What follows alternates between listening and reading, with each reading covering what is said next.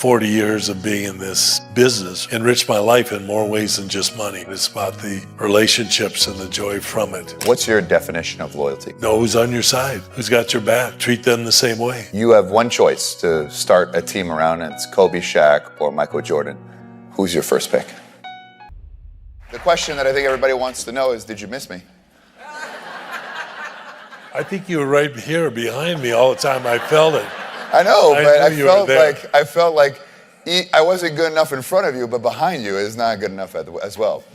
So, Phil, I just want to talk because people are wondering, you've got a cane. How old are you now? 77. 77, wow. You still look really good. So, is it basketball-related injuries, or is it the knees? Or because even when you're playing, you're always at that higher seat than everybody else. And you had excellent posture, by the way. Just very, so what was it? What is it right now happening? Well, when I was in my second year as a player, I herniated discs, L45S1, and I had to have a fusion. I sat out a year and have a fused lower back, so that's one of the reasons I probably sit like this. And as a result, I have a atrophied nerve damage in the calf of my right leg here, the soleus muscle, which controls your toe, your big toe. And so there's a lot of things that emanated out of that. Eventually, you know, somewhere in my 10th year, I came back and was ready to start playing again. Hadn't done a lot of workout. In the summer, I've been building a house at kind of a personal challenge to build a house and collaborate with a brother and another person, a friend of mine. And I came back and I wasn't able to dunk. All of a sudden, this is my power leg because I'm a left-hander. And I needed to stop, build it up, get it back again. And as a result, all these other things have fallen behind the knee. I have had this knee replaced, both my hips replaced. So, you know, I'm a little bit of a walking, you know, alarm when I go through the airport. Was it worth it? Yeah, it really was. Why? Well, there's a lot of joy in the activity that, you know, and being part of the 40 years of being in this business or more has been enriched my life in more ways than just money. Money is not the item or the principle about that. It's about the relationships and the joy from it. So Michael and Kobe, and even Shaq, very strong personalities, right? Leaders, great players. Did they ever disrespect you? Like as a coach, things get heated, locker room, stuff like that. And how did you like give them a pass because it's them, or did you like straighten up the authority role, or you never really had that relationship where it even got to that level of that? No, I had that with some players. I had it with Kobe in the first rundown. He went through the incident in Colorado that was, an abuse case that was settled out of court. And during that year was a very difficult year for him. He was angry. And we brought in Karl Malone and Gary Payton to shore up the team. And we lost, Robert Horry and some of the players, Rick Fox, and some of the players that had been part of a championship. And we kind of replaced them with these two guys that were really stars. And Kobe had a real hard time that year and was disrespectful. And so I went in and told the leadership that, even though we were negotiating a contract, that I think that Kobe was uncoachable and he was difficult to handle at this time. Probably wasn't the best coach. I wasn't the best coach for him. And that totally turned around 2 years later when we reunited and we went through this final 4 or 5 years of my coaching and won a couple championships. He and I just had a meeting of the minds, and I think it was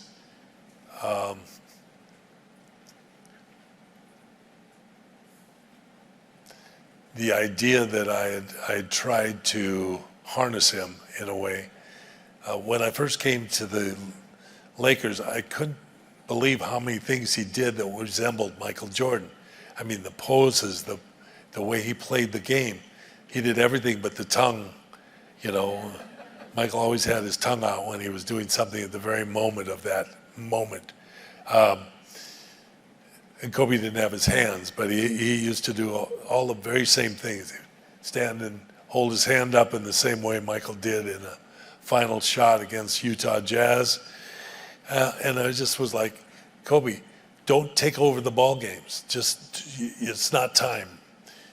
You know, he was 21, 22 years of age at the time. That's what he wanted to do, most of all. And so when I came back to coach him when he was 26, 27, a father, and his life had changed considerably, he understood all of that.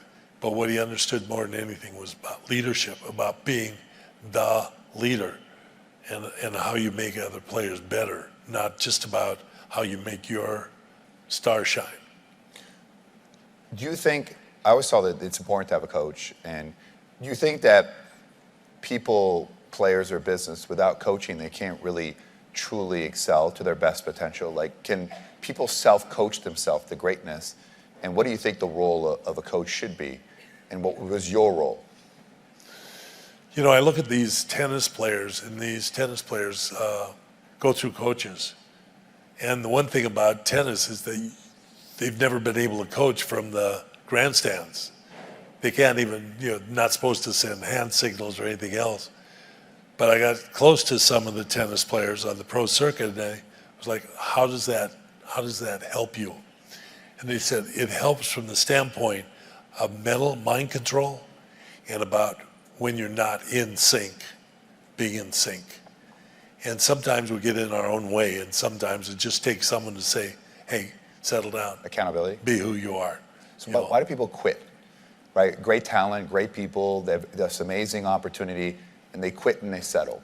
Why is that? I mean, you've coached great players, and you've probably coached people that didn't work out. What's the difference?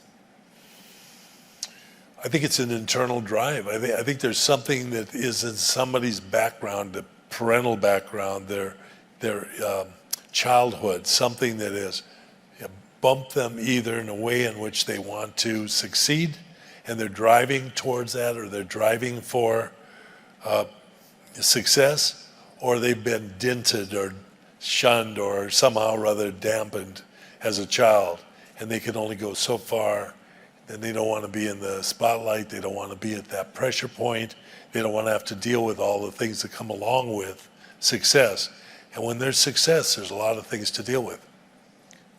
I asked a couple of people that know you, and they said one word to describe you is loyalty. I'm a big believer in loyalty, you know, 24/7, 365. What's your definition of loyalty? Well, know who's on your side, who's got your back, and then treat them the same way. What's next for you? Obviously, you haven't done much, and I'm so honored that you've been here before, and you're building a house and doing all these things. What's next for you at this point? I'm collaborating on a book about 75 anniversary of the NBA, and the 75 players that were chosen for that 75 greatest. And my co-author, Sam Smith, wrote the book about Michael Jordan rules. And right now he's going through a health issue, so we kind of held back on it.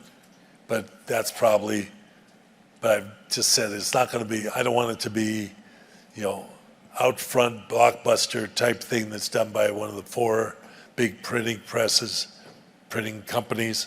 I want it to be something that's subtle, silent, quiet, just to be remembered. Looking back at these 75 years, the differences in the game, what it's like now as opposed to what it was like when I was a player, or what it was like when George Mikan came in the game and played in the game in the 40s. What makes you the most happy? When you were playing basketball, and what makes you the most happy now? Or when you were coaching basketball versus what makes you happy now? What brings you joy? One of my trainers said, the moment that we have to capture is when we're on the bus, leaving a visiting arena, we've won the game, and the fans are beating on the bus and yelling names at us.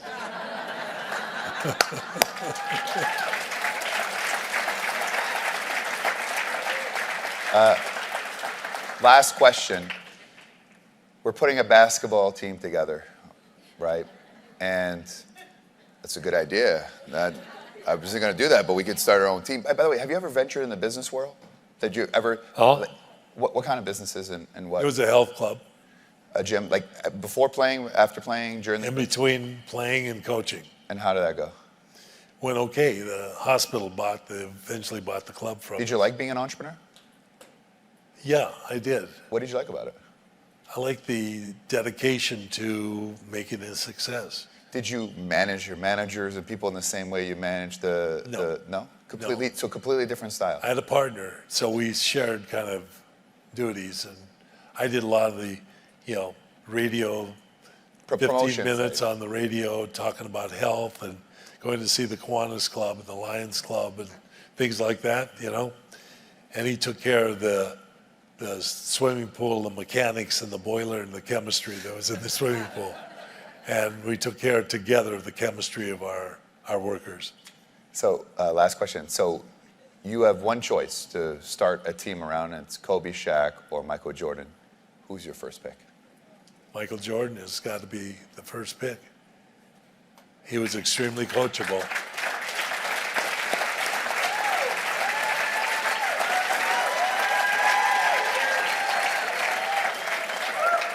You know what? My first pick is you, because I know that I'll never make you happy, so I'll work very hard to make you happy so that one day when I give you a championship of business, you'll be like, you did okay. So in closing, what did you think, Phil, of the interview and this crowd and everything? I am ending before our time is done. What did you think, and did we live up to those expectations for you? Well, I think I should ask the crowd. What do you think?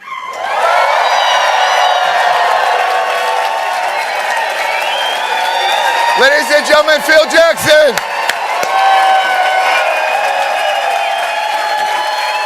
Any final word of Zen advice you have for all of us, Dad? Be of good cheer. Phil Jackson, everybody. Thank you. Thank you.